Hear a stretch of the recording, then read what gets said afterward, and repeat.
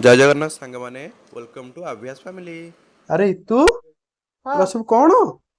ଗୁଗୁକୁ ବା ରାଧା କରିବା ଗୁଗୁ ସେଥିପାଇଁ ରାଧା କି ହବ ଗୁଗୁ ଆମର? ହଁ ସେଥିପାଇଁ ଆରେ ତାକୁ ଏବେ ବା ସଜଉଛି। କଣ କଣ ରଖୁଛୁ ଦେଖାଟି? ହଁ ଇସ୍, ତା ଡ୍ରେସ ରଖିଛି, ଚୁଡ଼ି ରଖିଛି, ବିନ୍ଦି, ଏଇ ନେକଲେସ ଟା ତାକୁ ପିନ୍ଧେଇବା, ଅଳତା ଲଗେଇଦବା, ନେଲ ପଲିଶ ଟିକେ ଲଗେଇଦବା। ଆଉ ତା ଚୁନରି ଅଛି, ଚୁନରିଟା ରହିଛି ଦେଖଉଛି। ହଉ ଠିକ ଅଛି। ଦେଖିଲ ଡ୍ରେସ ଟା ଭଲ ଲାଗୁନି? ହଁ ହଁ ଡ୍ରେସଟା ବଢିଆ ହେଇଛି। ମାନେ 250 ଟଙ୍କା ବଢିଆ ଲାଗୁନି? 250 ଟଙ୍କା ମାତ୍ର? କୋଉଠୁ ହଁ ଆଣିଲୁ 250 ଟଙ୍କାରେ? ଆରେ ଯୋଉ ଆମେ ଇସ୍କନ ଟେମ୍ପଲ ଯାଇଥିଲେ ପୁରା ହଁ ସେଇଠୁ ନା ହଁ ମୁଁ ହଁ। କିଣିଲିନି ତମକୁ। ଓହୋ ହୋ ହୋ ହୋ। କହିନଥିଲି ଆଉ ମୁଁ ସେଇଟା ଏଇଟା କିଣିକି ଆଣିଲି ଯେ ଦେଖୁନ 250 ଟଙ୍କା ବଢିଆ ଲାଗୁନି? ହୁଁ 250 ଟଙ୍କା ବଢିଆ ହେଇଛି ଡ୍ରେସଟା। ବହୁତ ହଁ ସୁନ୍ଦର ଦେଖାଯାଉଛି ଡ୍ରେସଟା। ପୁଣି ଚେନ୍ନାଇରେ 250 ଏତେ ଟଙ୍କାରେ। କମ ଟଙ୍କାରେ ମୁଁ ଭାବିନଥିଲି ଏତେ କମ ଟଙ୍କାର ଡ୍ରେସ ଟା ମିଳିବ ବୋଲି। ହଉ ହଉ ହଉ ଚାଲ ଚାଲ ଜଲ୍ଦି ପିନ୍ଧିବା ଚାଲ ଗୁଗୁକୁ ଆମର ଚାଲ ରେଡି ହଉ କରିବା। ହଉ ଠିକ ହଉ ଅଛି। ଆସ ଦେଖିବା ଆମ ରାଧାକୁ ଦେଖିବା ଆସ ଆମ ରାଧାକୁ। ଇଏ ହଉଛି ଆମ ରାଧା। ଇସ୍ ଇସ୍ ଇସ୍।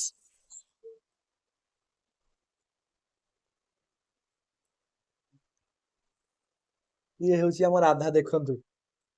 ଏଇ ସୁନ୍ଦର ପିଲାଟା ହଉଛି ଆମ ରାଧା। କୁନି ରାଧା ଆମର।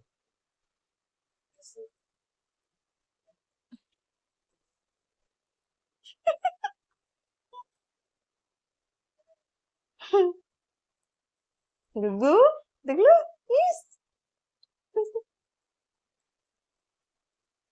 ହୁଁ, ଦେଖ ରାଧାକୁ, ଦେଖ ରାଧାକୁ, ରାଧା ଆମର ଖାଉଛନ୍ତି ସୋୟା ଷ୍ଟିକ୍। ଆମର ଆଧୁନିକ ଯୁଗର ରାଧା ଦେଖ। ମୁହଁ ଯାକୁ ଲଗେଇ କଣ କରିଛି ଗୋଟେ ପିଲା। चलो। लेके चलो। धीरे। लेके चलो।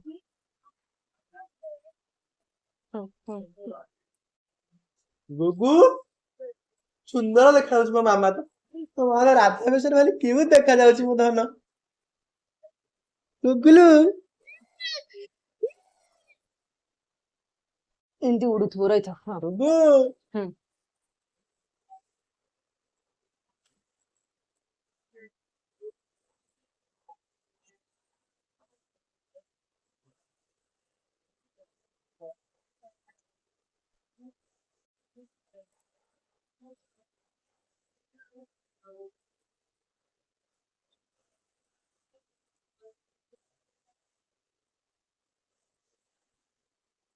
ଖସିଗଲା କି? ହଉ ରୁହ ରୁହ ରୁହ।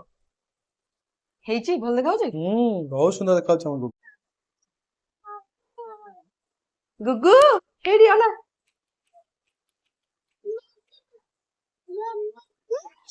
ଗୁ- ଯିବୁ?